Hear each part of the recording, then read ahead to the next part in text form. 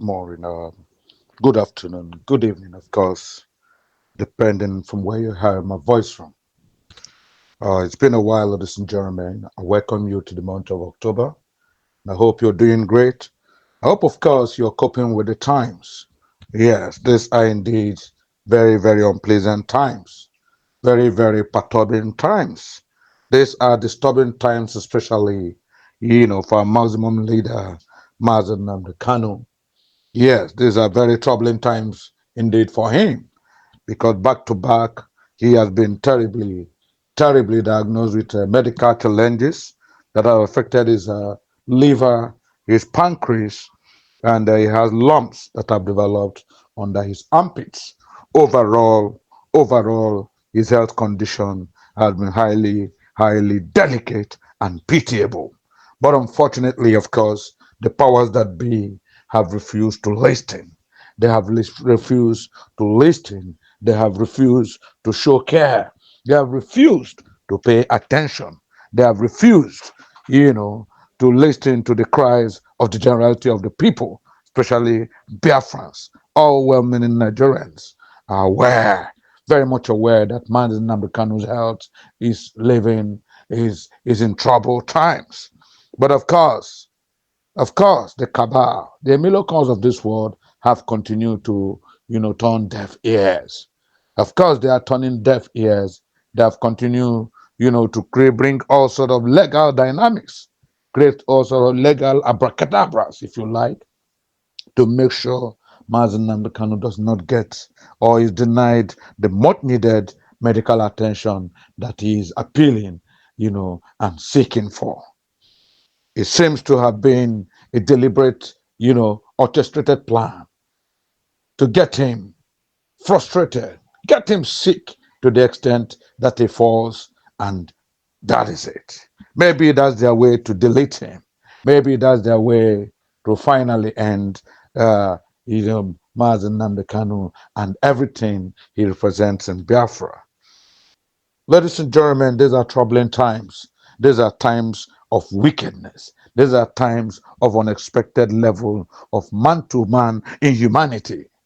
These are times when we thought a government that once paraded itself as democratic, as caring for the oppressed, a government, especially headed by Emilio Con, who at one point claimed he was a human rights activist, who at one time, fought for the emancipation of the Oduduwa people, especially when they felt their own leader, their own man, Moshood Kashimawo Abiola, was denied the election of June 1993.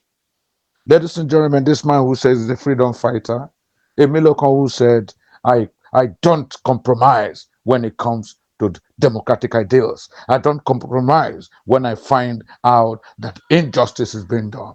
This same Emilio Kon is now at the helm of affairs, actively manipulating, actively orchestrating, actively dehumanizing Mazen Nnamdi Kanu, especially knowing fully well that his health is in a great, great, great uh, difficulty at this moment.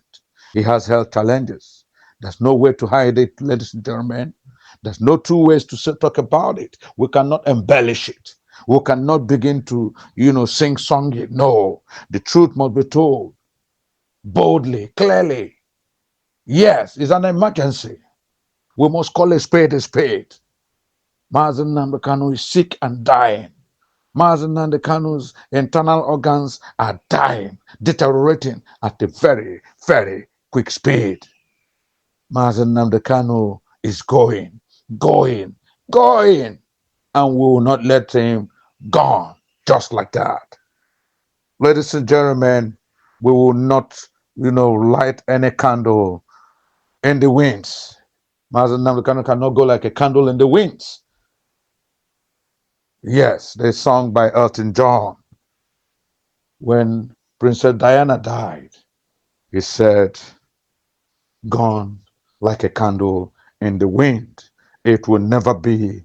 It will never be. It will never be, ladies and gentlemen. It will never be the fate of the leader. the ingenious, the wonderful, the caring, the indefatigable leader of Biafra, Onyandu, Mazi Nnamdi Kanu. No way, he can never go like a candle in the wind. No way. Ladies and gentlemen, it is on this note I welcome you to the month of October. Today is already, the 5th of October. Yes, we are back. Did a quick travel, but we're back. I want to welcome you, but of course, it's not a good welcome. It's not a good welcome because our brother, our father, our leader, the indefatigable, the loving, the caring Nnamdi Kanu is experiencing an explosive explosion, if you like, explosive deterioration in his health, and it is raising red flags all over. It has become a thing of emergency. It has become a thing of emergency. His life is now threatened heavily, ladies and gentlemen, threatened because he lacks adequate medical attention. Two, because the powers that be, the DSS dungeon in which he has been forced to be habited, to reside in, that has been forced to be confined in back to back for close to 5 years now, can no longer manage his health. Ladies and gentlemen, he has applied. Nnamdi Kanu has applied to the authorities. He applied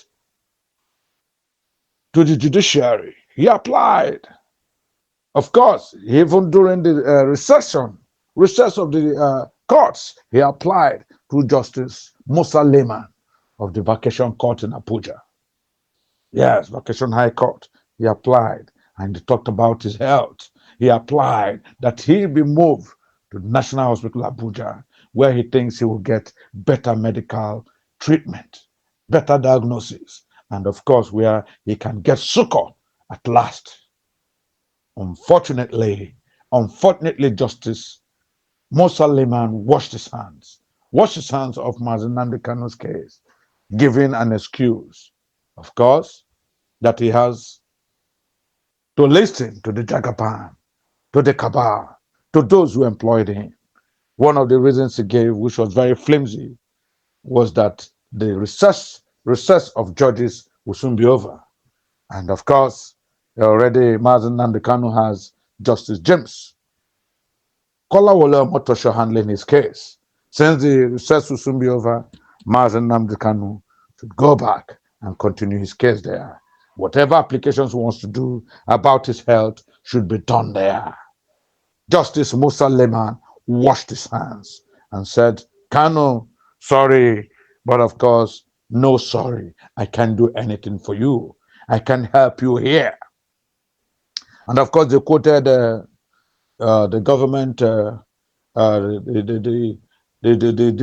attorneys, the prosecuting attorneys of the government in the matter against Nnamdi Kanu. They quoted them. Yes, they quoted them as saying, listen, everything Nnamdi Kanu is talking about his health, every complaint he's giving, we know about it. We, at the DSS clinic, we have all it takes. We have the infrastructure. We have everything it takes to take care of him. But Mazi is acting the Oliver Twist. Kanu is acting the Oliver Twist. He keeps asking for more. He keeps asking for more. And somebody who is in custody for secessionist moves, somebody who has been tried for terrorism, should not be asking for more. He's asking for more like Oliver Twist. He got a private doctor to come and do checks on him, to come and scrutinize his body, to come and conduct tests. And the private doctor has said his height, his health is challenged. The private doctor has said his organs are depleting in performance. But that's not what our own doctors are saying. Our doctors at the DSS hospital are saying Mazi Nnamdi's condition can be managed effectively. He doesn't need to be transferred to any other hospital.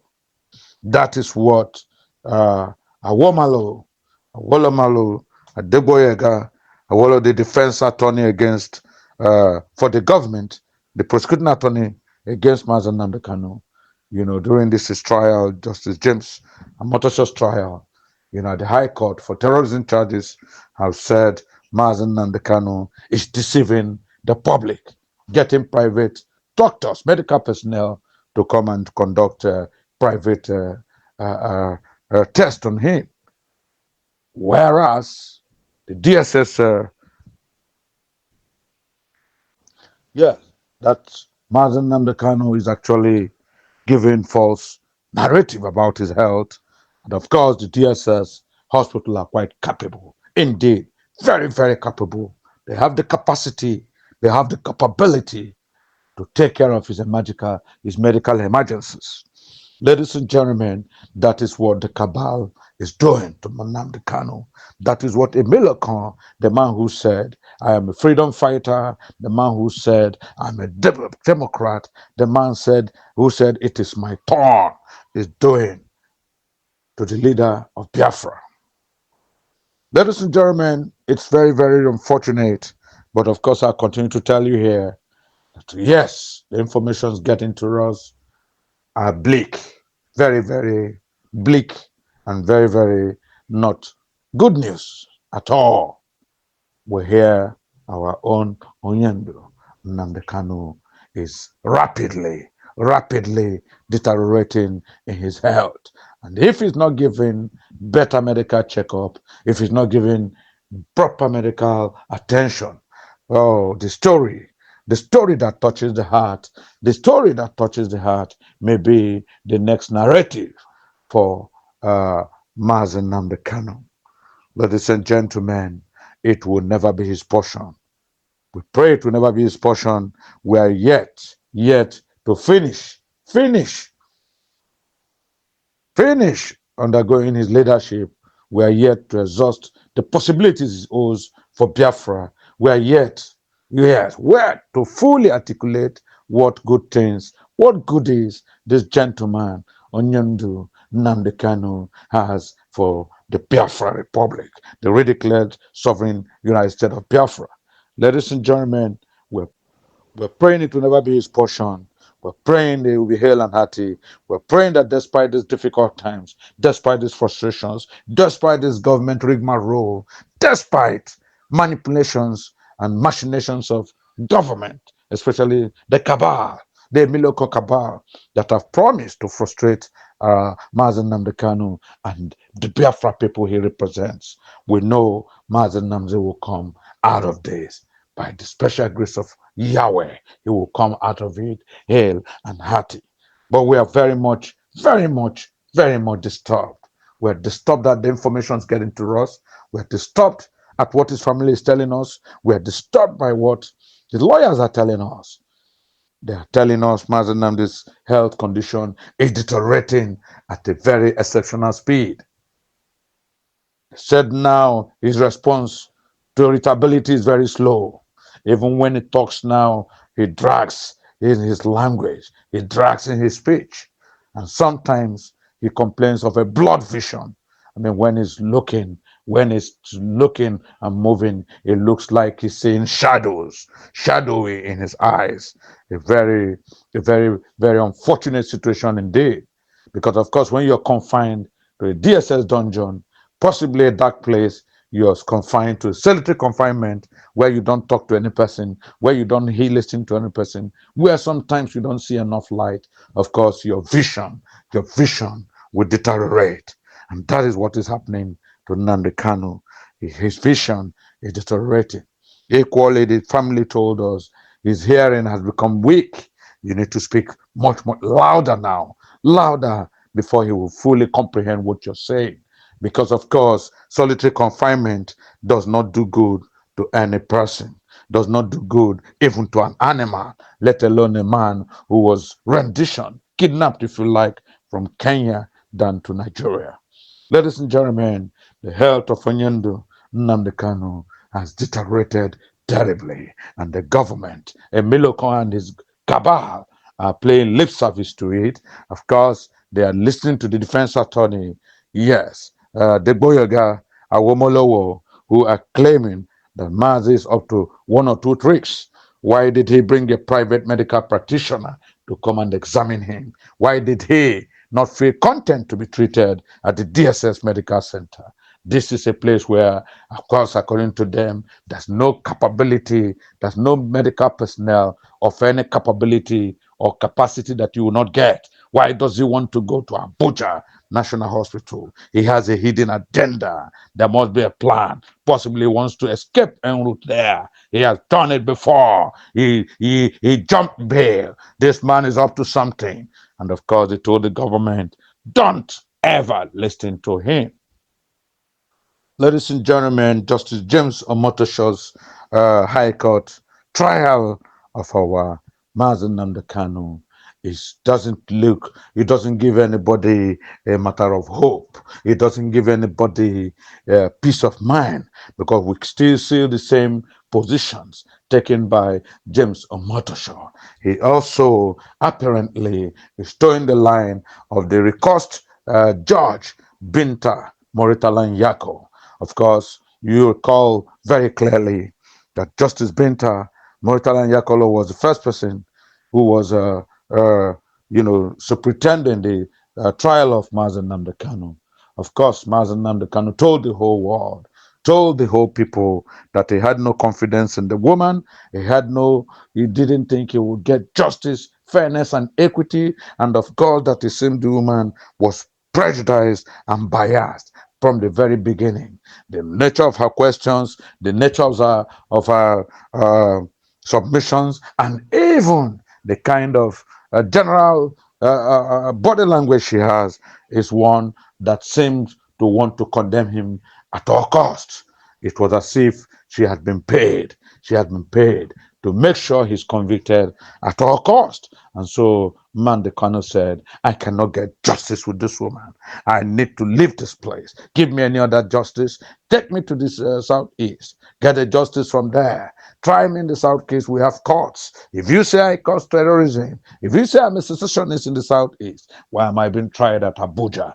Take me to my people. Take me to where you said I caused mayhem. I caused all these difficulties. Of course, they couldn't take him there. Of course, Justice Binta Moritalan Yako recused herself, handed back the case file back to the Attorney General of the Federation, the Chief Justice of the Federation. Of course, who once again pushed Nnamdi Kanu down to the ugly hands of Justice James Kolawole Omotosho. This one came, came like a sheep. But of course, we knew the hands were that of a wolf. He came talking calmly, meekly, and coolly. We didn't know he had a master plan. Of course, the same master plan that every one of them have. And that is how, back to back now, under Justice James Omotosho, who promised to dispense, who promised to quickly finish up whatever he had to do with Nnamdi Kanu. And this case, we were surprised. He said that we're going to dispense with this case. Nnamdi Kanu, you have suffered so much. You have macheted. Your health has been compromised. You look at how you are. You're lean. This matter has dragged unnecessarily. I think it's about time we told ourselves the truth. I want to leave this world, putting my name in gold. I don't want to be remembered for the wrong reasons. Nnamdi Kanu, I think it's about time we take care of this matter. Don't worry, you're in safe hands with me. Play ball. I'll play ball. Let's see how it goes. Ladies and gentlemen, we didn't know Justice James Kolawole Omotosho was merely dancing to the gallery. All those promises were nullities. He never intended to mean them. He never meant what he said. He never intended to keep his promise. Because, of course, from matters arising, so far, so good, we have seen this. It's the same 10 and 10 pence. What Justice Binta Moritalan Yako could not achieve, they have brought Justice James Kolawole Omotosho to achieve it for them. And he's doing it, doing a yeoman's job of it. Of course, he has to dance to the cabal that employed him. Of course, you know, a miracle when he wants to give to you, when he wants you to do something for him. Of course, you know, he has a big chest. His wallet is big. He promises anything. He promises everything. We can see what happened even in Alexander Stubbs, Finland, because they needed, at all costs, they really wanted Simon Ekpa. At all costs, they needed him dead or alive. Of course, you saw all the emissaries he was sending foreign affairs ministers to go and see, meet Alexander Stubbs and his, Finnish authorities. Every other day they were going, they were coming. We know what they were going with. We know what they were promising. And finally, when the right price was gotten for Alexander Stubb and his, acolytes, his associates, of course, we saw what happened. We saw the ruling in Finland, where, of course, Simon Ekpa was convicted and given 6 years on a matter that he had fully been discharged of. A matter they could not convict him.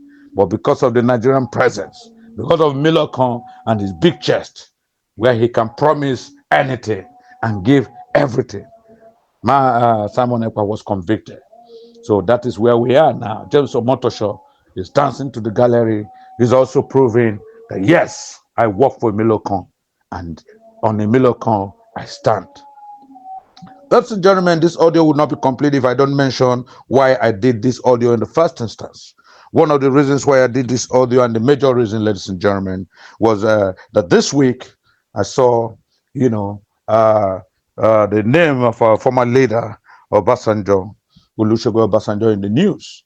Chief Olusegun Obasanjo, as you know, was a military president, military head of state.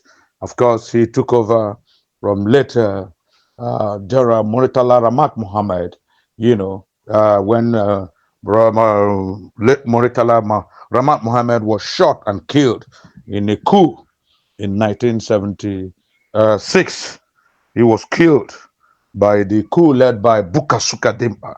That was how he was killed when he was going to the mosque on a Friday. They shot him and killed him. Unfortunately, those coupists, those coup promoters were arrested, summarily, of course, court-martialed, and they were all, shot at the famous Babich executions, in military-style executions. Of course, they brought in Chief Olusegun Obasanjo, then general, to become a head of state. And the man came in then and said, no, I can't be a head of state. Oh, I'm still very loyal to late Murtala Mohammed. They shouldn't have died. They should have killed me instead. But eventually, they told him to take it. And he said, no, his shoes are far bigger than my feet. I can't put my legs in his shoes. But eventually, he became a head of state. And years later, when the Yoruba people felt aggrieved and, felt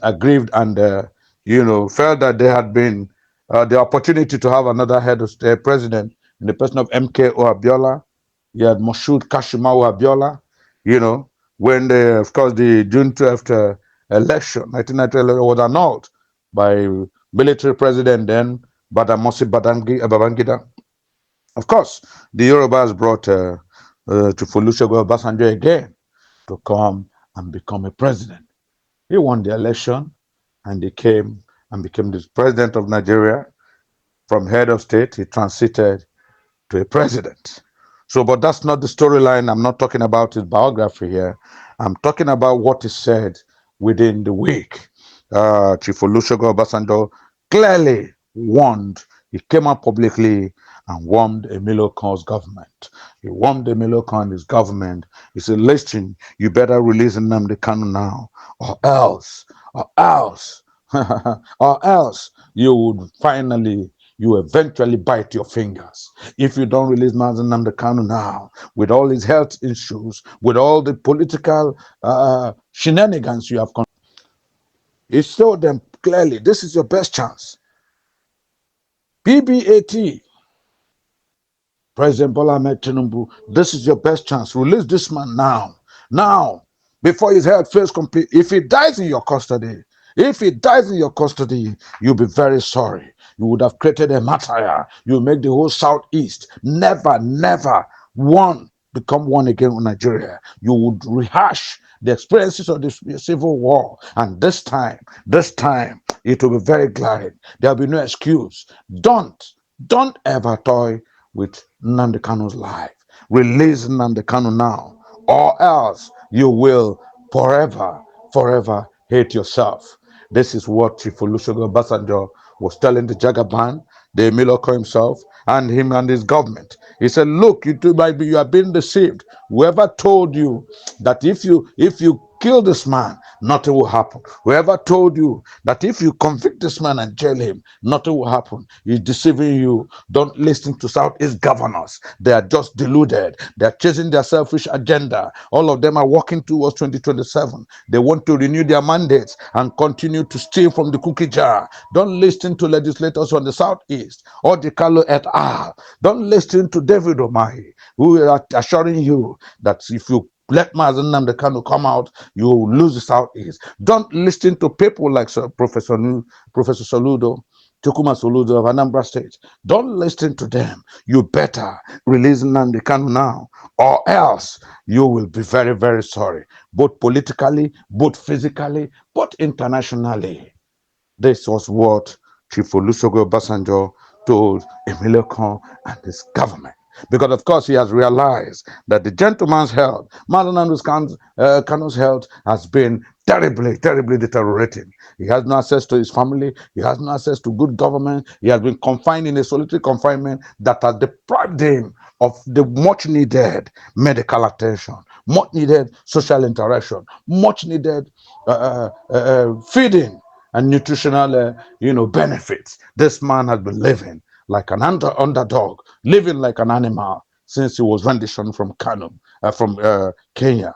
And they told him, Chief Olusegun Obasanjo insisted, he warned the Jagaban, you better release Nnamdi Kanu now, or else the heavens will fall. Or else, if he dies in your custody, you would have completely, totally deprived yourself the opportunity to have unified this country. If you release him now, you stand the chance of once again revamping this country, maintaining Nigeria's unity. Mind you, the people of the Southeast already believe, the Biafrans already believe that they are marginalized, they are treated like a defeated people, they are unwanted in this country. And you are fostering this narrative. You are fostering this narrative when you continue to hold him down, when you continue to hold Nnamdi Kanu down.